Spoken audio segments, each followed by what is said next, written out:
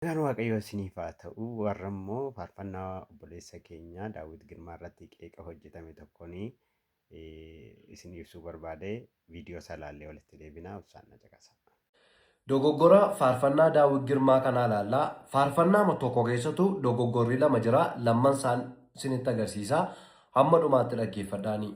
Hirrisaannee bonnaaf dirame hin aluufne lafeessaa lafa keessa bulee hin nyaanne.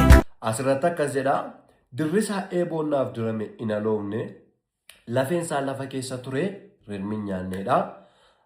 Wantoota sadiin isinitti agarsiisa. Isa jalqabaa lafeensaa lafa keessa ture hin nyaanne jechuun Gooftaa Yesuus Kiristoos kan inni lafa keessa bulee reeffisaa guyyaa 3 qofa. Guyyaa 3 keessatti yoom rinmi dhaqee raawwatee kafanarraa nyaatee yoom naqee foonsaa nyaatee lafeetti darba. Inni kan biraan lafeensaa lafa keessa ture nuun jedhe malee foonsaa lafa keessa ture rinmi nyaanne nuun hin jenne. Gooftaa Yesuus Kiristoos ekeraasaa lafee qofa dhaqee awwaalame foontu dhaqee awwaalame. Fooniif lafee walitti jiru moo adda adda ba'anii lafee qofa. Akkuma amma viidiyoo kanarraa ilaaltan obboleessi keenya yeroo baay'ee faarfattoota keenya qeequudhaan kan inni teelana keessaa viidiyoon isaa naanna'aa jiru. By the way faarfannaa kan biraa irrattis hojjedheen ture yoo ilaaltanittu ta'e.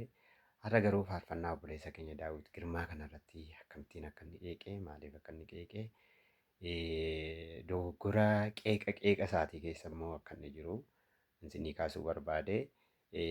Asitti obboleessa keenya Daawitiidhaanii tarii faarfannichas yoo dhaggeeffattaniitu ta'e nuntiyyuu yeroo faarfannaa kana dhaggeeffatu miis understandingii wayii akka inni qabudha kan inni hubadhe. Sababiin isaa obboleessi keenya kan inni faarfatee lafeensaa lafa keessa bulee jedhee faarfate yeroo faarfate iyyuu inni kun immoo yeroo qeeqetti lafeensaa lafa keessa ture jedheeti kan inni ittiin qeeqee lafa keessa ture jedha. Gooftaan keenya Yesuus Kiristoos reeffisaa guyyaa 3dha kan inni lafa keessa bulee sababii ta'eef akkamittiin ture jedhama jedheeti kan inni qeeqee. Egaa obboleessi keenya yeroo faarfate lafeensaa lafa keessa bulee jedhee tarii asitti obboleessi keenya qeeqa kana qeeqee asitti hubannoon isaa xinnoo dhaggeeffachuu irratti rakkoo godhateera.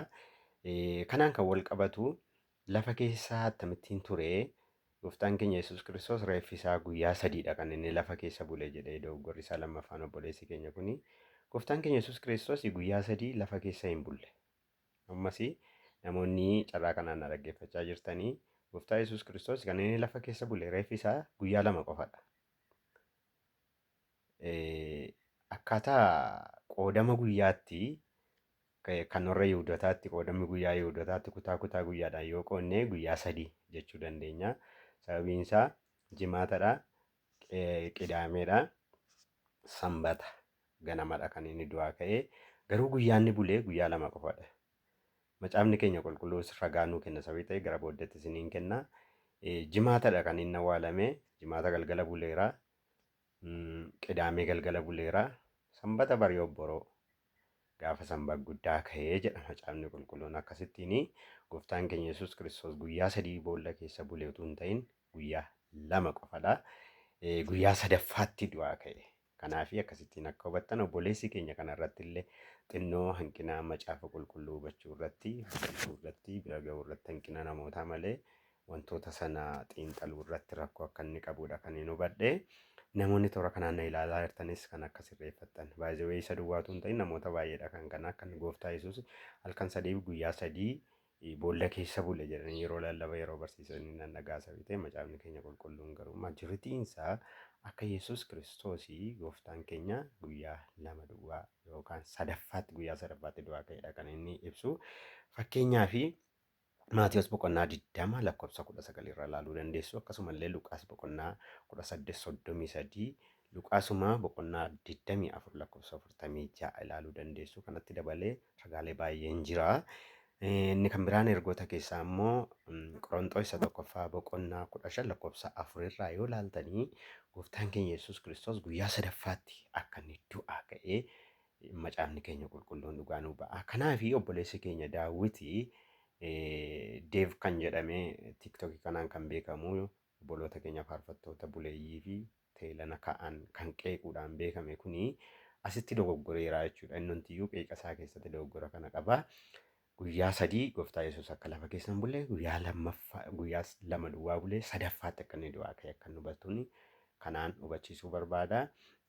Inni kan biraan lafeen isaa yoom rimmaan nyaatamuu ga'ee foonni irra jiraa maalirra jiraa gogaan irra jiraa kanaaf lafee bira utuma nyaatameeyyuu maaf achi ga'ee waan jedhu kaaseera.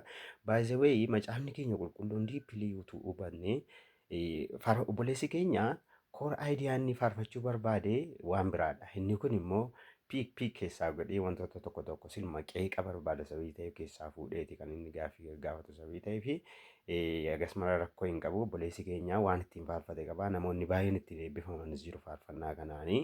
Eenyummaa Yesuus Kiristoosiinis immoo akka inni du'a mo'ee ka'e ibsuu barbaadeeti koor aayidiyaansaa. Gootummaa Yesuus Kiristoos du'aa ka'uusaa irratti ibsuudha malee akkasuma waa'ee lafeen rimmaan nyaatamu dhiisuu isaas miti.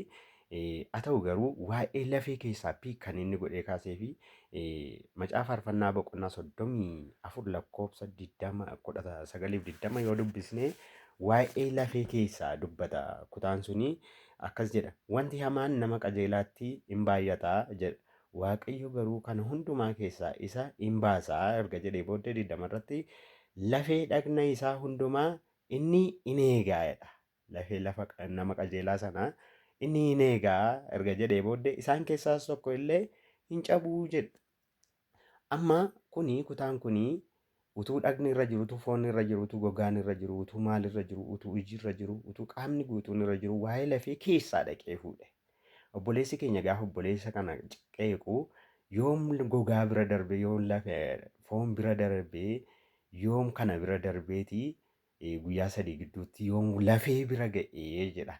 Kana jechuun wanta tokko qaama sana keessaa waan jabaa ta'e tokko fudhatee ibsuu barbaade malee hagas maraa waan obboleessa keenya irratti qeeqa ka'u miti kun. Namoonni kiristaanonni suura kanaan dhaggeeffachaa jirtanis faarfattoonni boodaan kaatanii faarfattanis wantoonni akkas akkasii isinii macaafa qulqulluu irratti dippeendii taatanii ergaa isinii dhufu sanaa dubbii isinii dhufu sanaa macaafa qulqulluu wajjin ilaaltanii kadhannaadhaan akkasinii faarfattaniin malee amileen keessan akka hin cabne Waaqayyo baraaf jireenya keessan haa eebbisu. Namoonni yeroo namoota qeeqnus immoo nun qeeqa keenya sanaa duwwaa irratti fookas gochuutu hin ta'in koor aayidiyaa yookaan wanta giddu galeessa ta'e namni sun faarfachuu barbaade, lallabuu barbaade, kadhachuu barbaade irratti yoo xiyyeeffanne gaariidha. Yeroo immoo qeeqnus immoo ofii keenyaaf immoo hammam pirefektiidha jennee of ilaaluun gaariidha. Of ilaaluun gaariidha. Kanaaf Waaqayyo baraaf jireenya keessan haa eebbisu. Yeroo ittaan waan biraa qabadheen seenuu dhiyaadha. Shaloom.